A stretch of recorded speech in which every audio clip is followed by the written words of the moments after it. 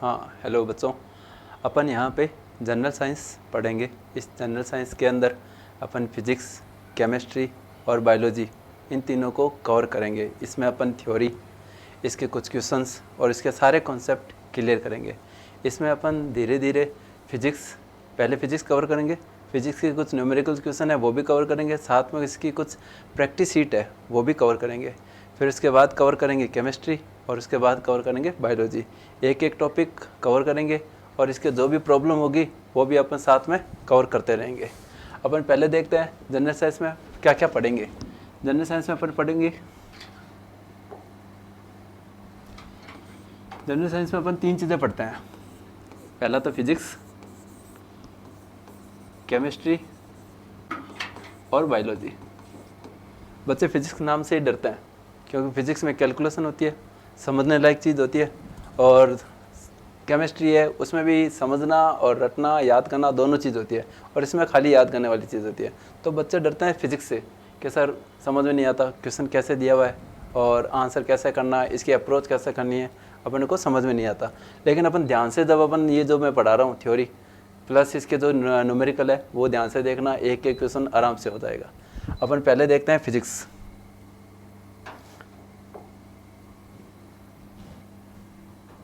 Next board ये कर दो। अब देखो वापस है ना, इसको सर प्लस किया हुआ ना, प्लस ये इसके पास वाला, हाँ और आगे आओ। हाँ यहाँ पे हाँ ठीक है, नेक्स्ट सीट हो जाएगी। ओके, तो अपन पहले करते हैं फिजिक्स शुरू करते हैं। फिजिक्स इसलिए शुरू कर रहे हैं अपन क्योंकि बच्चे डरते इसी से हैं। कहते हैं सबसे पहले जो भूत होता है पहले भूत से ही अपन सामना कर लेते हैं, भूत को देख लेते हैं। उसके बाद जो थ्योरी होती है वो तो हर कोई बच्चा थोड़ा सा याद करके देख के समझ जाएगा। अपन देखते हैं फिजिक्स। फिजिक्स में अपन फर्स्ट चैप्टर लेंगे लाइट वाला। लाइट, प्रकाश कहते हैं। इस प्रकाश में से हर कोई भी कंपटीशन एग्जाम हो जाए उसमें एक क्वेश्चन पक्का आता है, एक या 2 क्वेश्चन आते हैं। इसमें बच्चों को कुछ न्यूमेरिकल नहीं पता होते हैं और कुछ कॉन्सेप्ट नहीं पता होते हैं जिसके कारण गलत कर देते हैं। इसमें अपन देखते हैं लाइट, प्रकाश। प्रकाश की क्या नेचर होती है, पहले अपन देखते हैं प्रकाश की नेचर। रिफ्लेक्शन,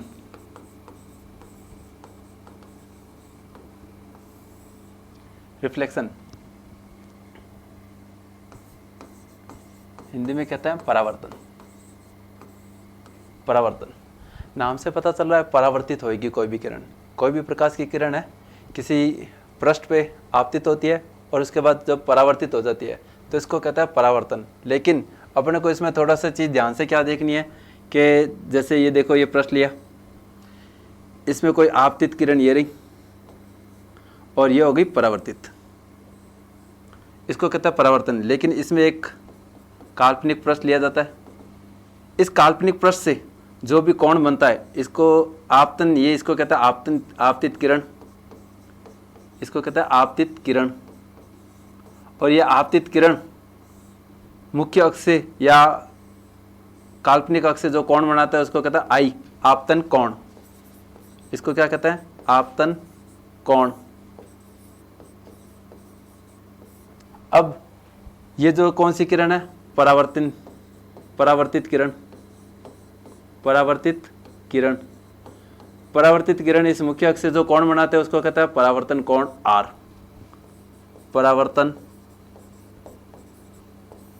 कोण आर, ये परावर्तन कोण आर। नॉर्मली क्वेश्चन पूछा जाता है परावर्तन में, प्रकाश के परावर्तन में आपतन कोण आई और परावर्तन कोण आर में क्या संबंध होता है।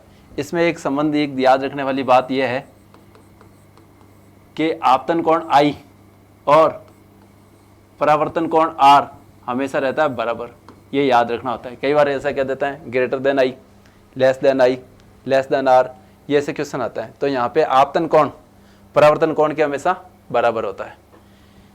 ये है परावर्तन का मेन चीज। अब बात आती है परावर्तन जब भी होगा, आपतित किरण आपतित होके परावर्तित होगी, इसमें कौन सा बनाएगा, आपतन कोण। यहाँ पे जो परावर्तित किरण है जो मुख्य अक्ष से कौन सा कोण बनाता है, परावर्तन कोण बनाता है। और ये कोण, आपतन कोण और परावर्तन कोण हमेशा होता है बराबर। इसके लिए एक रूल आता है, स्नेल का नियम। स्नेल का नियम ये स्नेल कौन है? साइंटिस्ट है, वैज्ञानिक है। इसने एक नियम दिया था कि sine I upon sine I sine R, sine I upon sine R is equal to constant. ये रहेगा कांस्टेंट। ये अपन 10th में क्या है कि ट्रिग्नोमेट्री पढ़ी थी, इसमें आपतन कोण आई कुछ अलग वैल्यू होगी, आपतन कोण आर की कुछ अलग वैल्यू होगी, साइन की वैल्यू इसमें जब पुट करते हैं, साइन 30 की वैल्यू, साइन 45 की वैल्यू और साइन 60 की वैल्यू, ऐसे वैल्यू जब पुट करेंगे इन दोनों का जो रेशियो होगा वो कांस्टेंट होगा। ये रूल किसने दिया था? स्नेल ने दिया था। तो कई बार क्वेश्चन आता है स्नेल का नियम किससे संबंधित है? ये संबंधित है परावर्तन से। स्नेल का नियम कहता क्या है? स्नेल का नियम कहता है sine I upon sine R is equal to constant. अब ये दिया किसने? स्नेल ने। नेक्स्ट ले लें, ठीक है। परावर्तन, अपन ने परावर्तन में मेन मोटे मोटे चीज पढ़ ली, आपतन कोण आई और परावर्तन कोण आर हमेशा रहता है बराबर। इसमें एक अपन ने एक चीज पढ़ ली, स्नेल का नियम।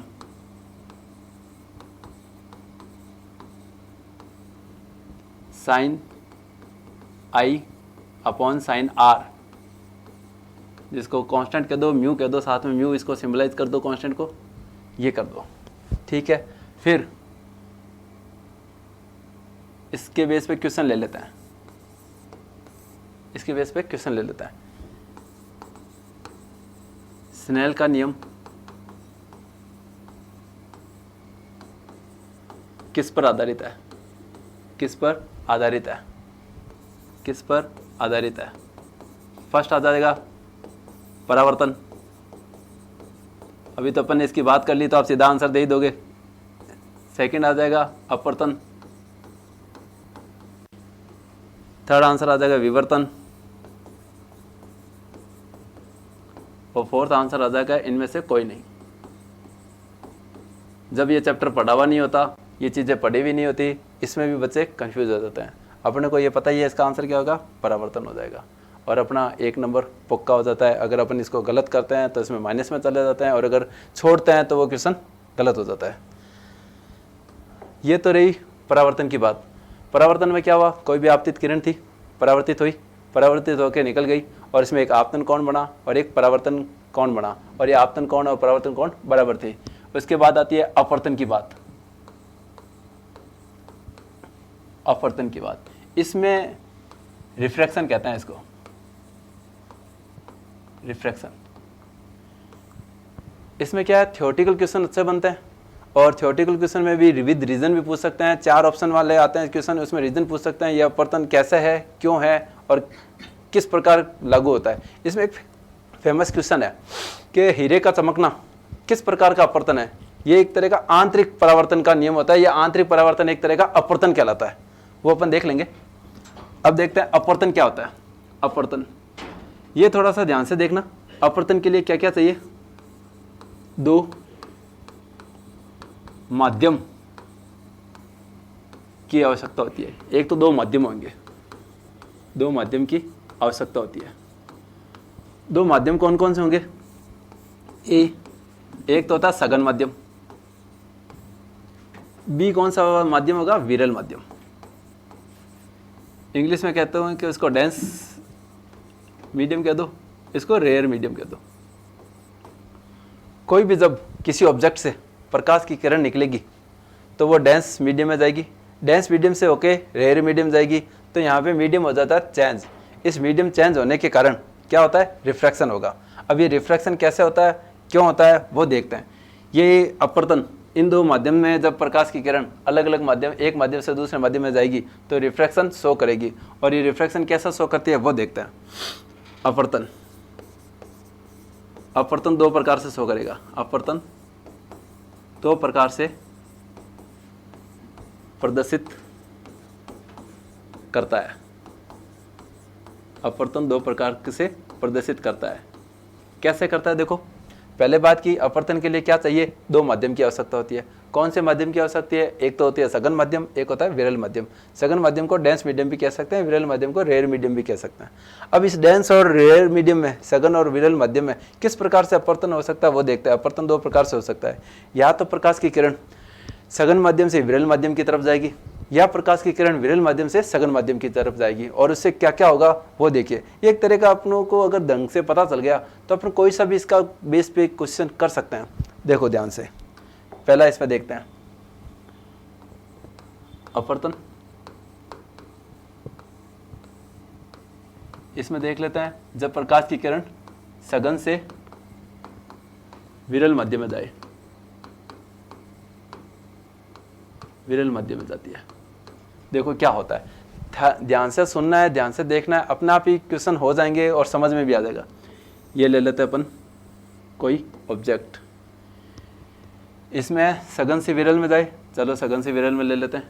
इसके बेस पर एक क्वेश्चन है, अगर कोई ऑब्जेक्ट या सिक्का ले लो, किसी बकेट में बाल्टी में पड़ा है, वो उसके पेंदे में पड़ा है, अपन जब नीचे देखते हैं तो ऐसा लगता है सिक्का थोड़ा ऊपर उठा हुआ है। रियल में वो सिक्का ऊपर उठा हुआ नहीं होता, अपने को प्रतीत होता है। और ये किसके कारण प्रतीत होता है, अपवर्तन के कारण प्रतीत हो रहा है। क्यों हो रहा है वो देखिए। यहाँ पे मान लेते हैं एक सिक्का है, इसको कह दो कॉइन कह दो, सिक्का कह दो, ठीक है।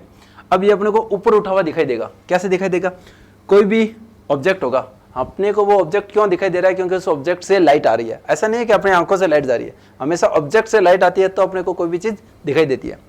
देखो भाई साहब, ये ले लो पानी, क्योंकि वो सिक्का पानी में गिर गया था।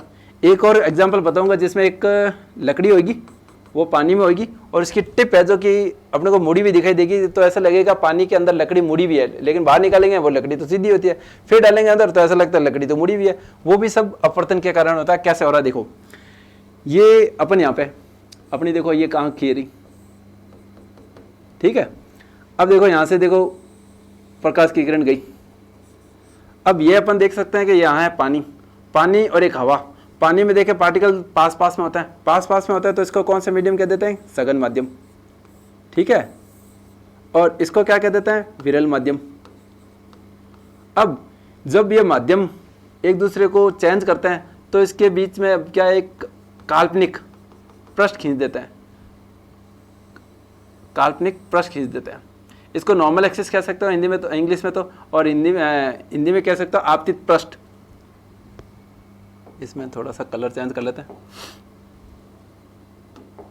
अब देखो नॉर्मली ये प्रकाश की किरण ऐसे जानी चाहिए थी, लेकिन अपवर्तन है भाई साहब यहाँ पे तो सघन से विरल माध्यम में जा रही है। सघन से विरल माध्यम में जा रही है तो क्या होगा, जब प्रकाश की किरण सघन माध्यम से विरल माध्यम में जाती है तो प्रकाश की किरण इस आपतित पृष्ठ से दूर चली जाती है। प्रकाश की किरण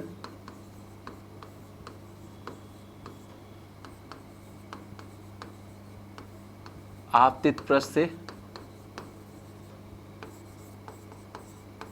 से दूर चली जाती है।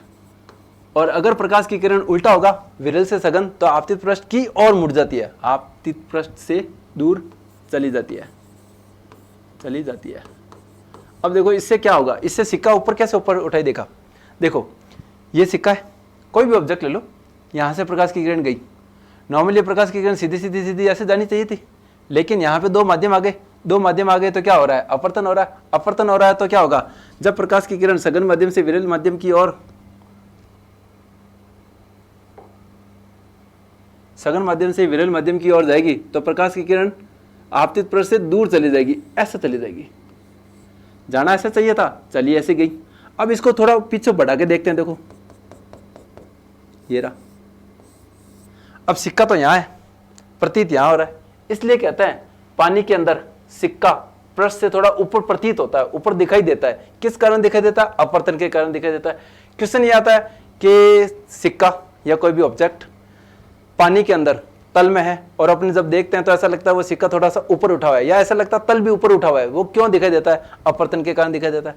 फिर आता है इसका रीजन क्या है। इसका रीजन यह होता है, जब प्रकाश की किरण सघन माध्यम से विरल माध्यम की ओर जाती है तो प्रकाश की किरण आपतित पृष्ठ से दूर चली जाती है, आपतित पृष्ठ से दूर चली जाती है। अब कई बच्चे कहते हैं सर हम तो भूल जाएंगे, कब सघन से विरल में जा रही है, विरल से सघन में जा रही है, कभी प्रकाश की किरण मुड़ रही है, कभी इधर मुड़ रही है, ये कैसे करें, थोड़ा ये ध्यान देखते हैं। जब प्रकाश की किरण सघन से विरल की ओर जा रही है, विरल का मतलब होता है खुला खुला, अपन घर में बाउंडेशन होता है तो कहीं भाग नहीं पाते, जैसे ही विरल मध्यम या खुला कह देता है कि भाई जा, कैसे भी कहीं पे भी घूम जा, तो फिर उसके बाद क्या होता है, अपन दूर दूर जाते हैं। जाना अपने को 1 किलोमीटर 2 किलोमीटर से ज़्यादा अपने को घर वाले जाने नहीं देते, फिर कहते हैं कि चलो कोई नहीं आज कहीं पे भी जा सकते हैं, अपन जाते हैं फिर 20-30 किलोमीटर दूर, तो हमेशा दूर जाएंगे। तो मतलब क्या हो गया, अभिलंब से हमेशा दूर की तरफ जाएंगे। प्रकाश की किरण अभिलंब से हमेशा दूर जाएगी। आपतित पृष्ठ कह दो या अभिलंब कह दो, एक ही बात है,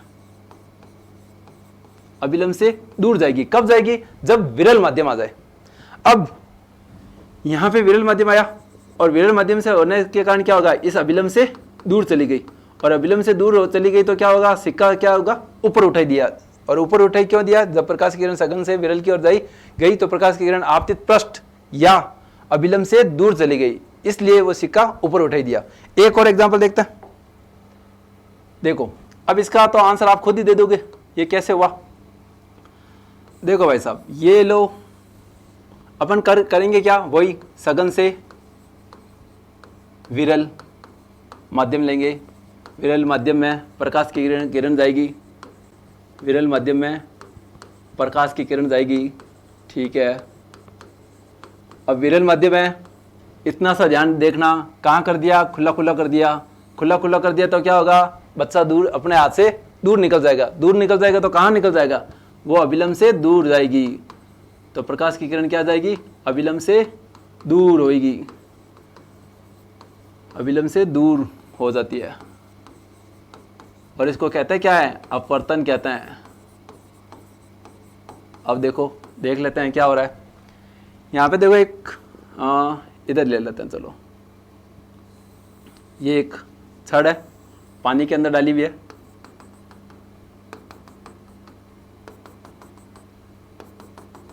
ऐसे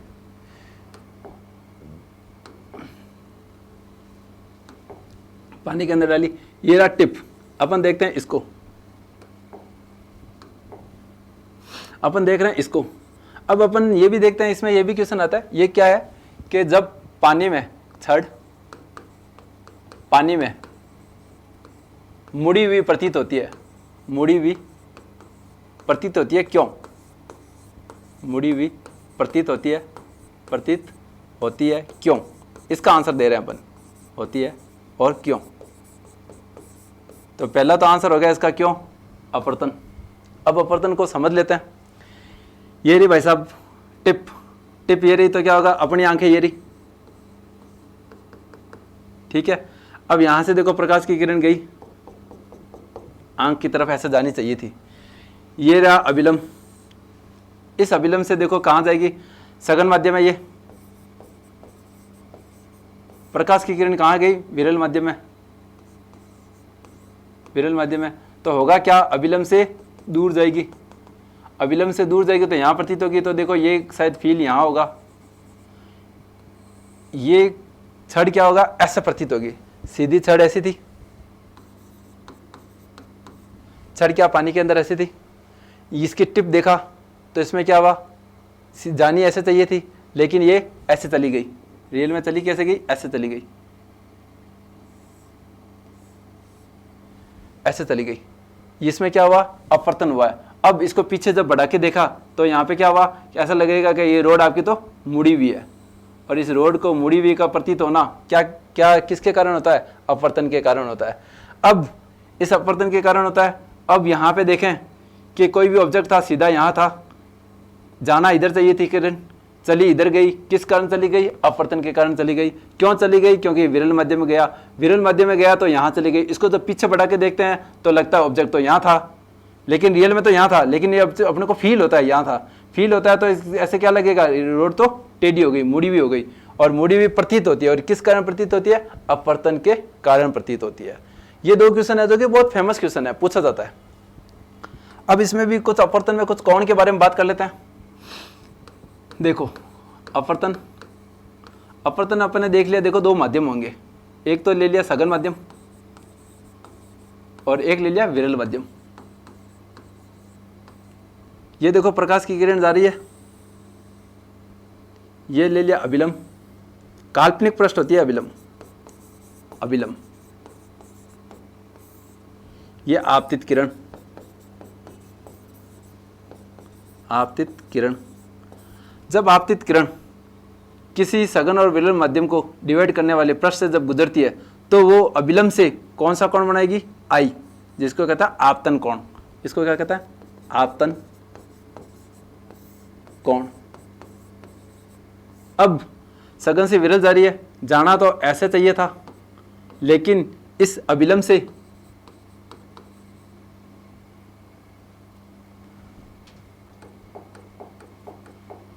अभिलंब तो यह है, अभिलंब से कौन सा कोण बनाएगी? आर। इसको क्या कहेंगे? अपवर्तन कोण। इसको क्या कहेंगे? अपवर्तन कोण। अब ये गई कौन सी? यहां जानी क्या चाहिए थी? इधर। गई किधर? इधर। तो ये कौन हो गया? ये। और इसको क्या कहेंगे? अपवर्तन कोण। अब यहां पे परावर्तन में तो अपन ने क्या देखा था?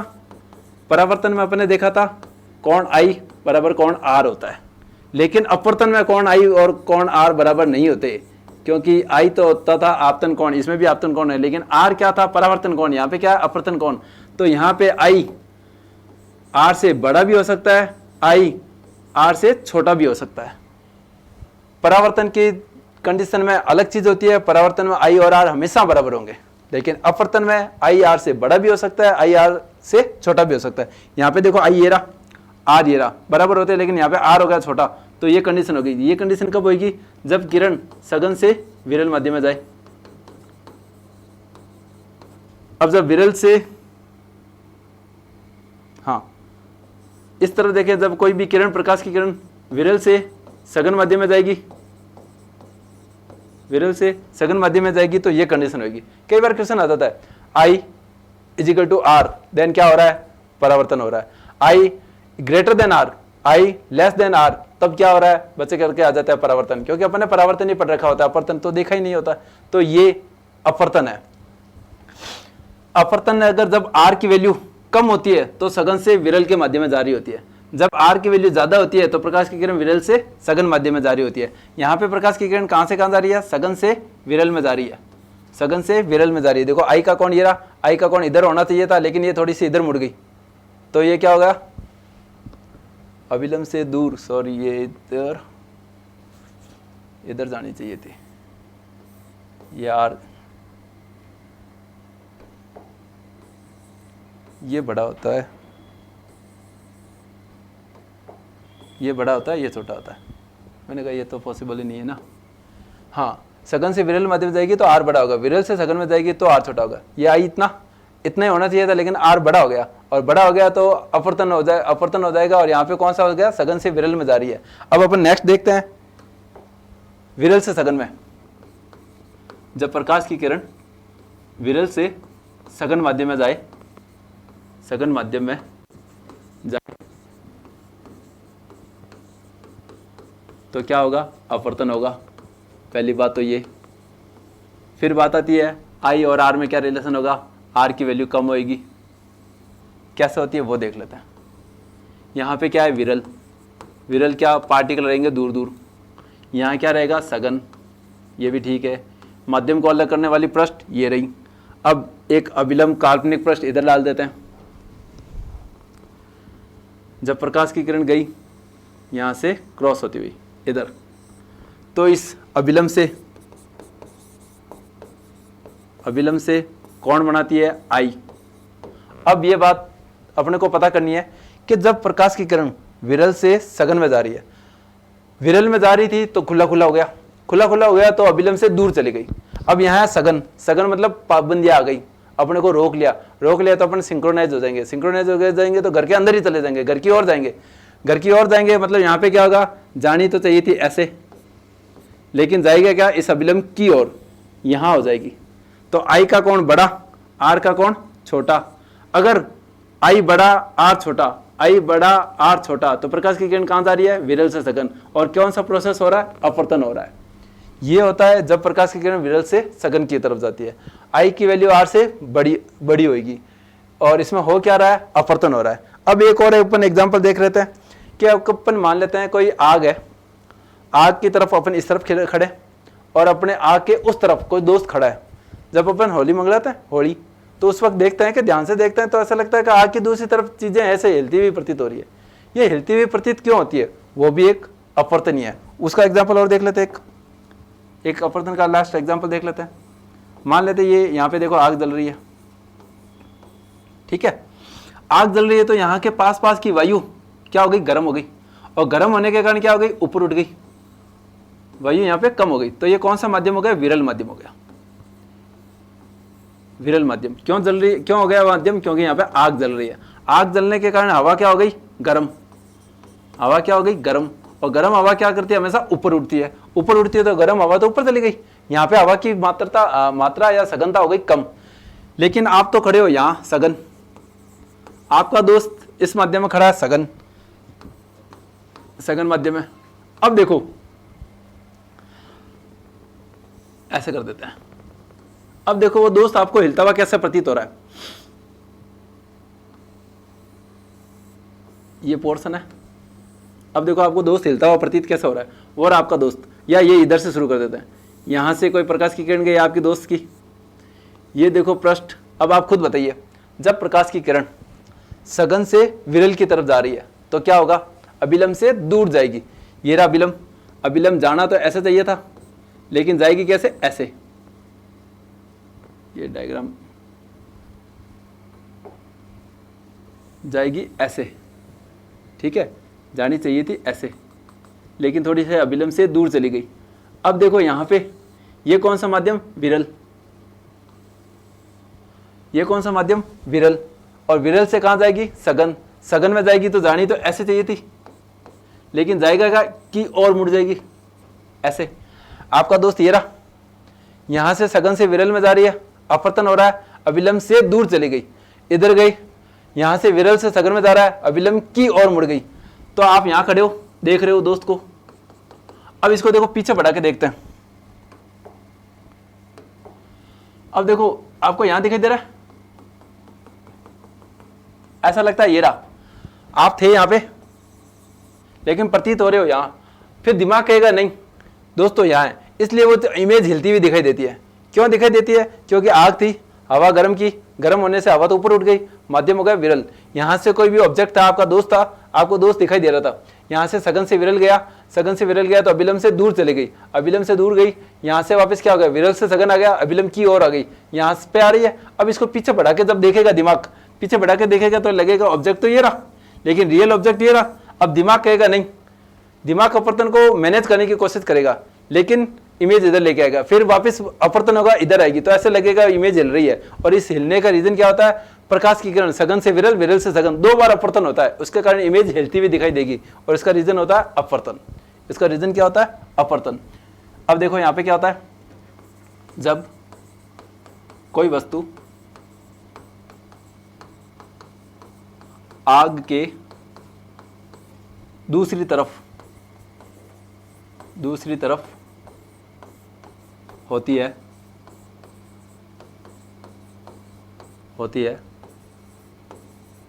तो वह अपवर्तन के कारण हिलती हुई प्रतीत होती है।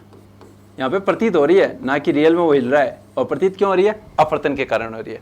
डायग्राम ये रहा, इससे अपने को ध्यान से देखना है, चीज गई कहाँ पे? ये रहा, जानी कहाँ पे थी, लेकिन अपन चले गए थोड़े से ऊपर। यहाँ से फिर क्या हो गया? विरल से सघन, जानी इधर थी, अपन चले गए इधर। पीछे पढ़ा के देखा, ये रहा रियल ऑब्जेक्ट, ये रहा इमेजिनरी ऑब्जेक्ट, ये रहा। फिर लगेगा नहीं, इधर उधर इधर उधर, ये ऐसे लगेगा इमेज हिल रही है। तो आग की दूसरी तरफ वस्तुएं हिलती हुई इसलिए प्रतीत हो रही है अपवर्तन के कारण। ठीक है, अब अपन ने बात की 2 चीजें। अपन ने प्रकाश के लिए 2 चीजों की बात की। पहले तो बात की परावर्तन की, उसके बाद बात की अपवर्तन की। इसमें से जो क्वेश्चन आते हैं और जो कॉन्सेप्ट है वो अपन ने बात कर ली। परावर्तन में बात कर ली, आपतन कोण I और परावर्तन कोण R हमेशा बराबर रहेंगे। अपवर्तन कोण में बात कर ली, कि आई की वैल्यू आर से ज़्यादा हो सकती है, आई की वैल्यू आर से कम हो सकती है। ज़्यादा कब होगी? जब है जो कि कोई भी किरण सघन से विरल की तरफ जाए। कम कब होगी? जब प्रकाश की किरण विरल से सघन की तरफ जाए। इसके क्वेश्चन है जो कि अपन ने देख लिया, विरल से सघन की तरफ जाए। इसका एक फेमस क्वेश्चन है जो कि अपन ने अभी तक बताया है, उससे भी थोड़ा अलग है। क्वेश्चन आता है ये काफी बार क्वेश्चन आया हुआ है, ये आरएस में भी आया हुआ है। आरएस में क्वेश्चन आया हुआ है, इंद्रधनुष व डायमंड का चमकना किस प्रक्रम के कारण होता है? इन दोनों में से एक आता है, मैं तो दोनों को साथ में ले रहा हूं। चमकना किस कारण होता है? किस कारण होता है? किस कारण होता है? अभी मैं एक आंसर बता दूंगा तो भी आप इसको गलत करोगे। किस कारण होता है? इसका रीजन देखो, आंतरिक परावर्तन के कारण। कैसे होता है वो भी देखेंगे, आंतरिक परावर्तन के कारण। आंसर पता चल गया? डायमंड का चमकना या इंद्रधनुष का बनना किस प्रक्रम के कारण होता है? आंतरिक परावर्तन के कारण। आपको आंसर समझ आ गया? आंतरिक परावर्तन के कारण। अब मैं 4 ऑप्शन देता हूं इसी के बेस पे, और फिर भी आप गलत करोगे। देखो, मैं एक ऑप्शन देता हूं, किसके कारण होता है? परावर्तन के कारण। किसके कारण होता है? अपवर्तन के कारण। किसके कारण होता है भाई? विवर्तन के कारण। किसके कारण होता है? नथिंग, नन, कोई नहीं, नन लिख देते हैं। अब करो भाई साहब, हाँ भैया आंसर बताओ। परावर्तन, अपवर्तन, विवर्तन, नन। 100 में से 99 बच्चे ये करके आ जाते हैं परावर्तन, लेकिन परावर्तन नहीं होता। आंसर होता है, ये तो होता है गलत, ये होता है आंसर सही। अब आप कहोगे सर ये तो धोखा है, आप कह रहे हो कि इंद्रधनुष और डायमंड का चमकना किस कारण? हाँ,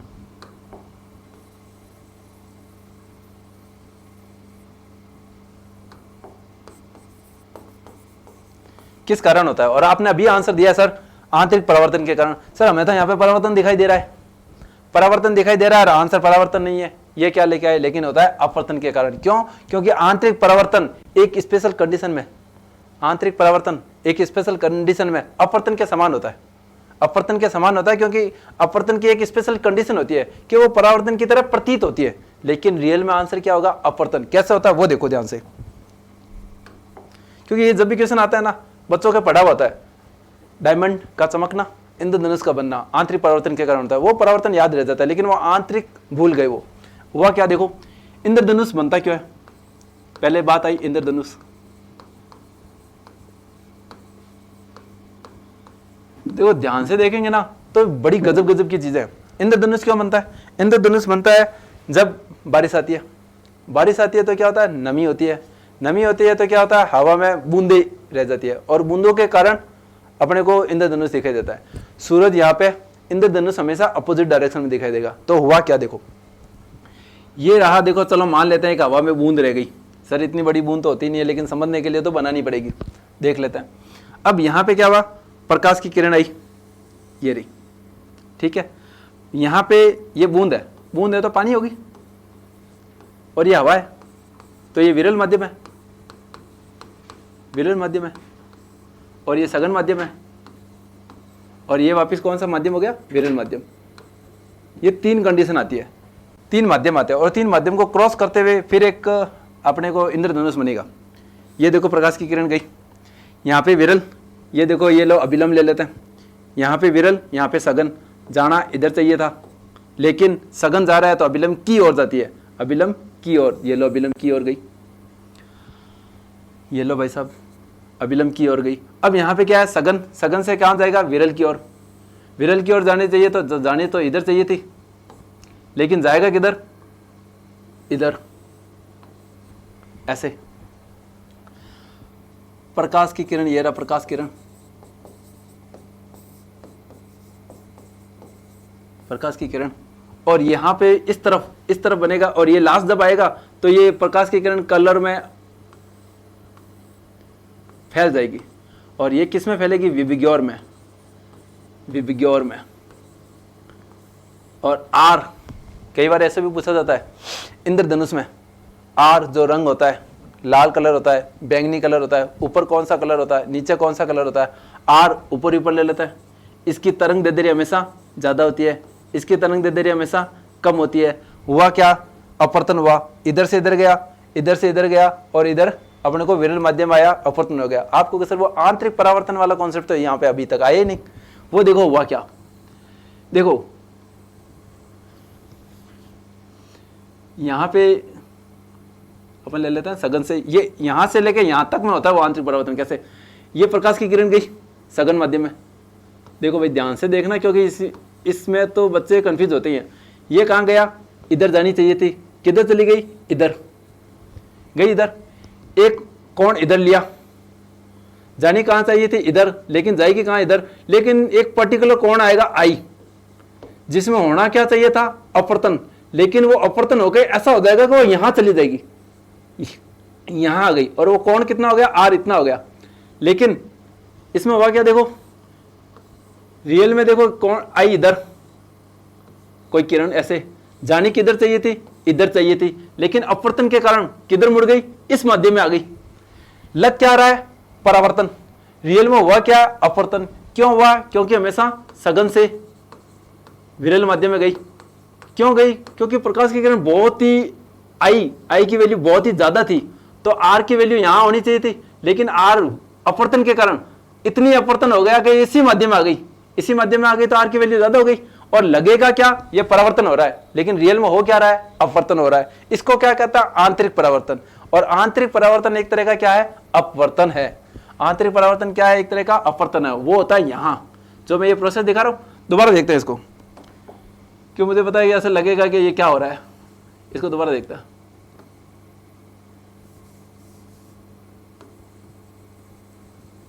क्योंकि बच्चों को ये चीज समझ नहीं आती कि सर कहां परावर्तन कर रहे हो, कहां अपवर्तन कर रहे हो,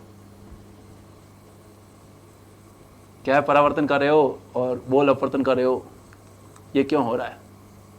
देखो ये है, ये देखो ऐसी, ये रहा, ये रहा सघन माध्यम, ये रहा विरल माध्यम।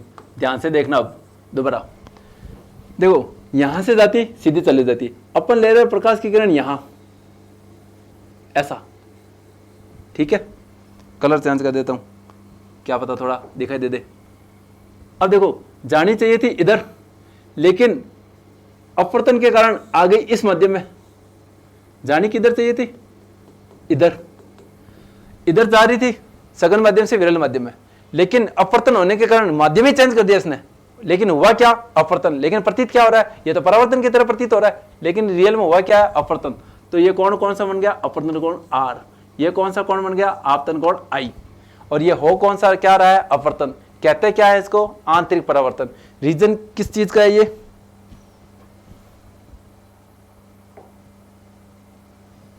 ये इंद्रधनुष और डायमंड का चमकना किस कारण होता है, आंतरिक परावर्तन के कारण होता है। आंतरिक परावर्तन क्या तरह का, एक तरह का अपवर्तन है, और एक तरह का अपवर्तन कैसे अपन ने देखा था, कैसे देखा था, बूंद है, इस बूंद को सघन माध्यम मान लिया, प्रकाश की किरण सूरज से देखो प्रकाश की किरण गई, बूंद से होते हुए गई, पहले विरल से सघन में अपवर्तन हुआ, फिर सघन से विरल में हुआ। जैसे प्रकाश की किरण सघन से विरल में आएगा तो विबग्योर में कलर में चेंज होगी, तो इंद्रधनुष देखो सूरज के विपरीत दिशा में बना, सूरज बाबा ये रहा, इंद्रधनुष ये रहा, इस कलर में डिस्पर्स हो गया, और ये बन गया अपवर्तन, और इसमें क्या बन गया, ये इंद्रधनुष बन गया। और इस इंद्रधनुष के बेस पे एक क्वेश्चन पक्का आता है, एक क्वेश्चन पक्का आता है, आरएस में भी आ जाता है, और दूसरे कॉम्पिटिटिव एग्जाम में भी बहुत बार पूछा जाता है, इंद्रधनुष कैसे बनता है, कलर का सीक्वेंस क्या होता है, इस आर का लाल रंग का तरंग दैर्ध्य ज्यादा होता है, कम होता है, ये सब क्वेश्चन पूछा जाता है। इस डायग्राम के बेस पे बहुत क्वेश्चन पूछे जाते हैं।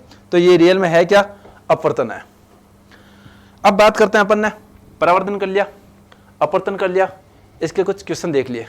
अब बात करेंगे अपन दर्पण और लेंस की, दर्पण व लेंस की, और फिर क्या बात करेंगे इसके साथ, इनसे संबंधित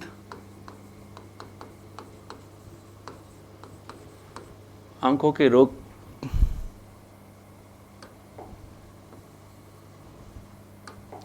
इनसे संबंधित आंखों के रोग का निदान, रोग का निदान, ये समझेंगे अपन। पहले अपन ने ना दर्पण पढ़ेंगे, लेंस पढ़ेंगे, दर्पण 3 तरह के होंगे वो भी पढ़ेंगे, लेंस उत्तल और अवतल होंगे वो पढ़ेंगे, इसके कुछ फॉर्मूले होंगे वो भी पढ़ेंगे, किस में पावर ज़्यादा होगी, किस में पावर कम होगी, किसकी फोकस दूरी ज़्यादा होगी, कैसे डायग्राम बनेंगे, सब देखेंगे।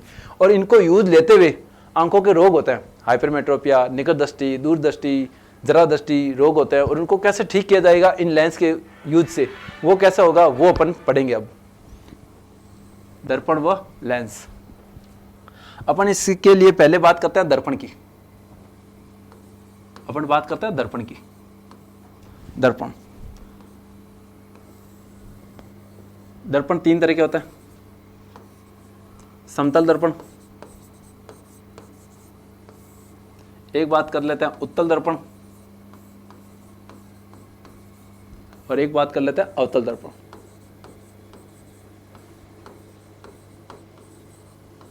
अवतल दर्पण, समतल दर्पण प्लेन होगा, इन दोनों को गोलीय दर्पण भी कहते हैं। ये दोनों मिलके गोलीय दर्पण भी होते हैं। कहते हैं गोलीय दर्पण कौन कौन से होते हैं? उत्तल और अवतल दर्पण गोलीय दर्पण कहलाता है। ये क्या है? गोलीय दर्पण। और ये क्या है? समतल दर्पण। इस समतल दर्पण के बेस पर एक क्वेश्चन फेमस है जो कि बार बार पूछा जाता है कि अगर आपको कोई भी ऑब्जेक्ट की पूरी इमेज लेनी है तो समतल दर्पण की लेंथ कितनी होनी चाहिए? अगर आपका कोई ऑब्जेक्ट L है, उसकी अगर आपको पूरी इमेज लेनी है तो आपको मिनिमम कितने लेंथ का इमेज या दर्पण चाहिए? तो ये समतल दर्पण है। आपका ऑब्जेक्ट है L लेंथ का, L लंबाई का कोई भी ऑब्जेक्ट ले लो, वस्तु ले लो, उसके लिए समतल दर्पण की कितनी लंबाई लेनी पड़ेगी? तो वो हमेशा याद रखना L/2 मिनिमम लंबाई है जो कि L/2 लेनी होगी, जिसमें पूरा प्रतिबिंब दिखाई दे देगा। L/2 लंबाई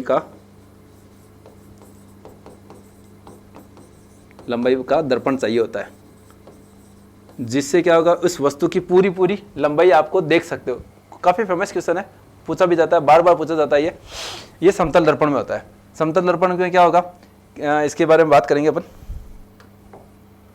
समतल दर्पण में ये फेमस क्वेश्चन एक ही है। ये देखो, ये समतल दर्पण है, और ये जो अपन अपनी इमेज देखते हैं, बाल बनाते हैं, अपन जो भी तैयार होते हैं वो समतल दर्पण में यूज लेते हैं। इसमें हुआ क्या, अपनी इमेज है, ये मान लेते हैं ऐसे है, अपन यहाँ है, ठीक है, ऐसे। इस तरफ से देखें तो ये आपका लेफ्ट है, ये आपका राइट है। जब अपन यहाँ पे समतल दर्पण है, अपन यहाँ ऐसे खड़े हैं, इस तरफ अगर आपकी इमेज बनेगी तो आपका जो लेफ्ट होगा वो क्या बन जाएगा, आपका राइट बन जाएगा। इसकी इमेज ये रही, और राइट क्या बन जाएगा, लेफ्ट बन जाएगा। लेफ्ट राइट बन जाता है, राइट लेफ्ट बन जाता है। इसमें कई बार है ना छोटे क्वेश्चन ये भी दे देते हैं, छोटे छोटे कोई भी एग्जाम होते हैं उसमें ये भी पूछ लिया जाता है कि बी है, बी की इमेज कैसे बनेगी, ऐसे बनेगी। तो ये तो नॉर्मल क्वेश्चन है, छोटे छोटे क्वेश्चन पूछे जाते हैं, ऐसे पूछे जाता है।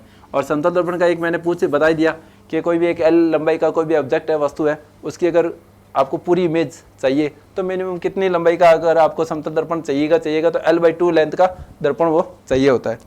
अब बात करता है, ये समतल दर्पण की बात हो गई। फिर बात करता है गोलीय दर्पण। गोलीय दर्पण, ये थोड़ा सा ध्यान से देखना है अपने को, क्योंकि गोलीय दर्पण 2 तरह के होते हैं, उत्तल और अवतल। इसमें से क्वेश्चन पूछे जाते हैं। समतल दर्पण का तो एक क्वेश्चन नहीं होता है, बार बार यही पूछा जाता है। अब गोलीय दर्पण, गोलीय दर्पण भी देखो 2 तरह के होते हैं, उत्तल दर्पण और ये हो गया अवतल दर्पण। देखो, उत्तल, जहां पे भी उत्तल वर्ड आए ना तो मतलब बताओ चीज उभरी हुई है, ठीक है, और अवतल मतलब खड्डा है। इससे अपने को याद रहेगा कि और ये लेंस में भी यही कॉन्सेप्ट काम करेगा और दर्पण में भी यही कॉन्सेप्ट काम करेगा। उत्तल होता है ये उभरा हुआ पोर्शन, अवतल होगा ये खड्डे वाला पोर्शन, अवतल दर्पण कहेंगे इसको। अब मान लेते हैं अपन, जैसे ये ले लेते हैं, ये कोई भी कांच है, दर्पण है। अब इसमें क्या हो, अंदर से अपन ने क्या कर दी, पॉलिश कर दी, किसी कलर कर दिया, रंग कर दिया। अंदर से तो पॉलिश कर दी, ये पॉलिश, ये बाहर वाला पोर्शन क्या रहेगा, कांच वाला पोर्शन रहेगा, नॉर्मली कांच है। कांच में इस तरफ वाले पोर्शन पर आपने पॉलिश कर दी और इस तरफ वाला पोर्शन कांच वाला पोर्शन रह गया। इधर से अगर आप इमेज बनाओगे तो इमेज देखोगे दिखाई दे देगी। अगर आपने इस तरफ वाला पोर्शन भी अगर कलर नहीं किया तो आपको आर पार दिखाई देगा। हमेशा अगर आपको इमेज देखनी है तो आपको एक तरफ वाला पोर्शन पॉलिश करना पड़ेगा। यहाँ पे देखो इस वाले पोर्शन पर पॉलिश नहीं की क्योंकि ये उभरा हुआ पोर्शन है और उभरा हुआ पोर्शन को क्या कहता है, उत्तल दर्पण है, तो ये उत्तल दर्पण है। अगर अवतल दर्पण का डायग्राम बनाना है तो सेम ऐसे बना दो। अब इस तरफ वाले पे उत्तल दर्पण होता है, आप क्या करना है, इस तरफ वाला यूज लेना है अवतल दर्पण के लिए, तो आप इस तरफ वाला पॉलिश कर दो, ये पॉलिश कर दो। ये उत्तल दर्पण का डायग्राम हो गया, ये अवतल दर्पण का डायग्राम हो गया। भाई कई बार बच्चे तो डायग्राम बनाते हैं तो ये भूल जाते हैं कि उत्तल कौन अवतल कौन, फिर उसके बाद आंसर तो गलत आना ही आना है। ये बात होती है उत्तल और अवतल दर्पण की। ठीक है, ये कई बार ये भी पूछा जाता है उत्तल और अवतल दर्पण किस में आता है, गोलीय दर्पण का एग्जाम्पल है। अब देखो उत्तल दर्पण के बारे में पहले बात कर लेते हैं, क्या क्या होती है उत्तल दर्पण। उत्तल दर्पण की दो इमेज बनती है, दो प्रतिबिंब बनते हैं, दो तरह के प्रतिबिंब बनेंगे, दो प्रतिबिंब बनते हैं।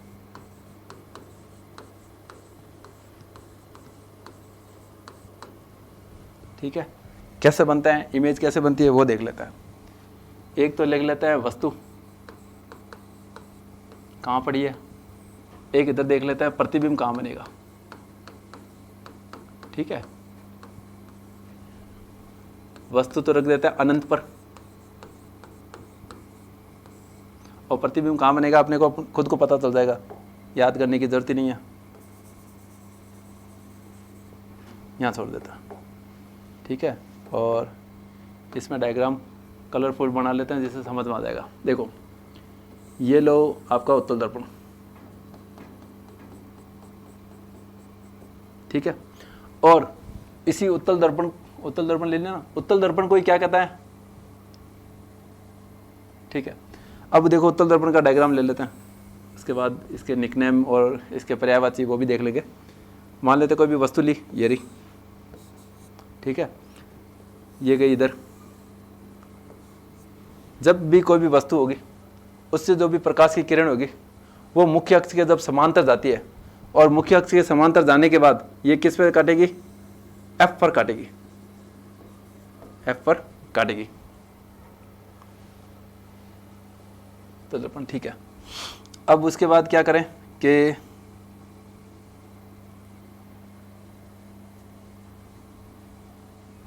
उल्टा हो जाएगा क्या।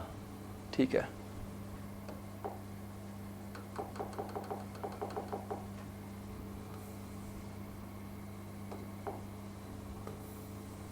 ऐसे ले लेता है, ये डायग्राम बना देता हूँ पहले।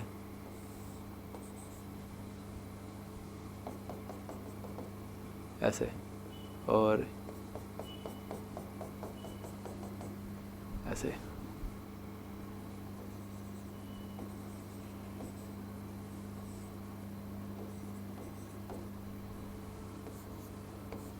ऐसे देखो कोई भी उत्तल दर्पण है, कोई भी वस्तु है, मुख्य अक्ष के समांतर जा रही है। मुख्य अक्ष के समांतर जाने के बाद यहाँ पे ऐसे देखो डाइवर्ट हो गई। डाइवर्ट होने के बाद इसको जब पीछे बढ़ा के देखते हैं तो ये किस पे काटेगी, एफ पर काटेगी, एफ पर काटेगी। और ये क्या है, 2F, या इसी को कहता है C, एफ पर काटेगी। अब यहाँ से ही कोई भी वस्तु की इमेज की किरण लेके जाएंगे और वो वहाँ से क्या 2C से होके पास कर देंगे। ये यहाँ पे कहाँ पे कट रही है, यहाँ पे कट रही है, यहाँ पे कट रही है। ये फर्स्ट एग्जाम्पल है। अगर कोई भी वस्तु है अनंत पर है तो वो उसकी इमेज प्रतिबिंब कहाँ बनाएगी, ये इमेज बनाएगी O प्रकाश केंद्र और F के बीच।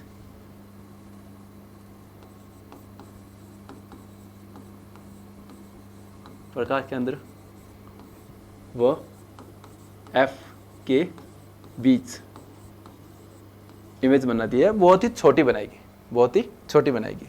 ऐसा है। एक और एग्जांपल ले लेते हैं।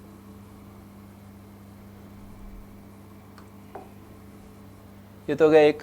दूसरी, अगर कोई वस्तु अनंत के अलावा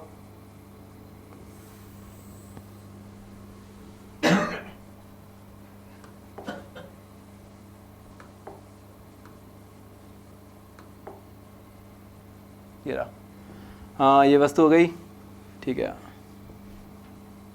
इसमें प्रकाश के अंदर एफ के बीच, ठीक है। ये जो कि थोड़ा सा इसमें चेंज करना पड़ेगा, ये वस्तु अनंत पर नहीं है, ये वस्तु है अनंत, अनंत वो प्रकाश केंद्र के बीच, प्रकाश केंद्र के बीच है, केंद्र के बीच। दो कंडीशन होती है, दो कंडीशन, एक पहले ले लो दूसरी बाद में ले लो बस, और ऐसे कोई दिक्कत नहीं है।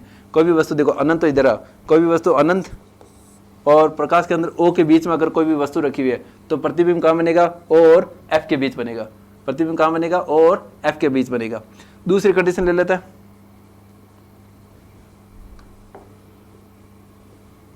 दूसरी कंडीशन ले ली, अगर वस्तु कहाँ बनी हुई है, रखी हुई है, अनंत पर रखी हुई है, तो ये प्रतिबिंब कहाँ बनेगा, एफ पर बनेगा। प्रतिबिंब कहाँ बनेगा, प्रतिबिंब कहाँ बनेगा, प्रतिबिंब कहाँ बनेगा, एफ पर बनेगा।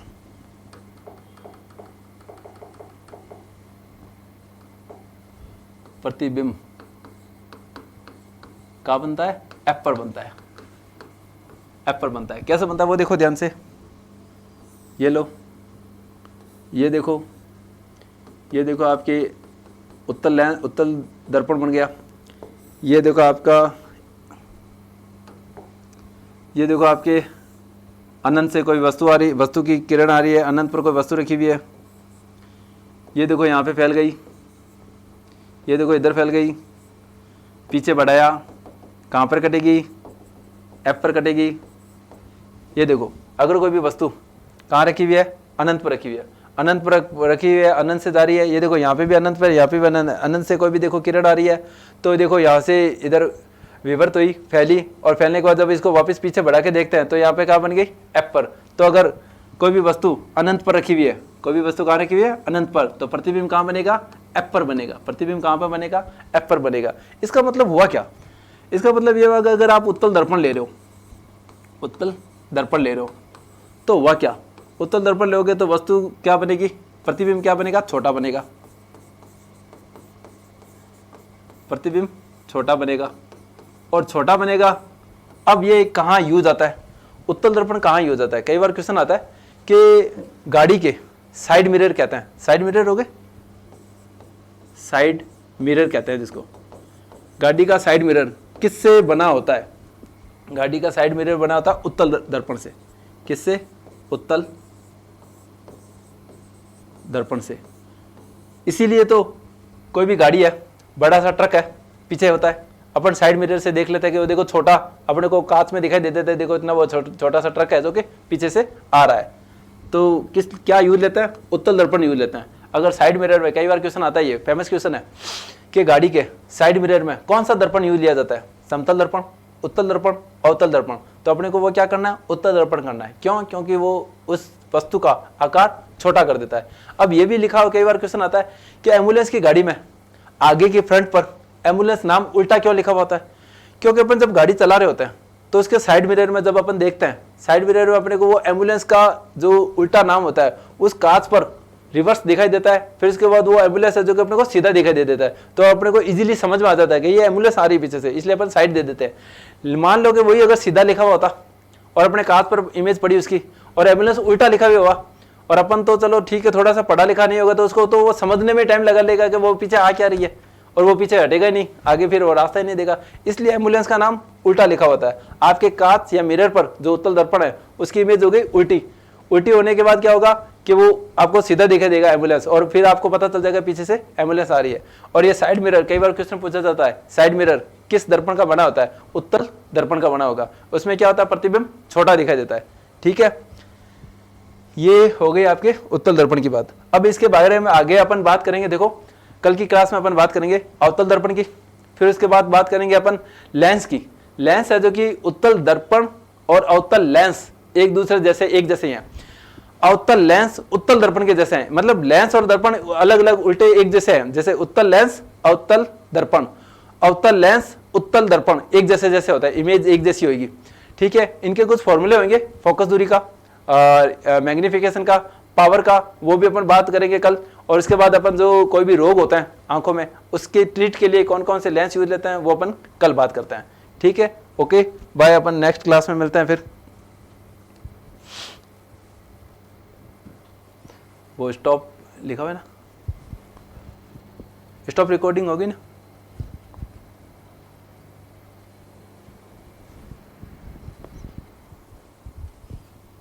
ये यहाँ पे क्लिक कर दो, यहाँ पे ऊपर ऊपर नीचे, यहाँ क्लिक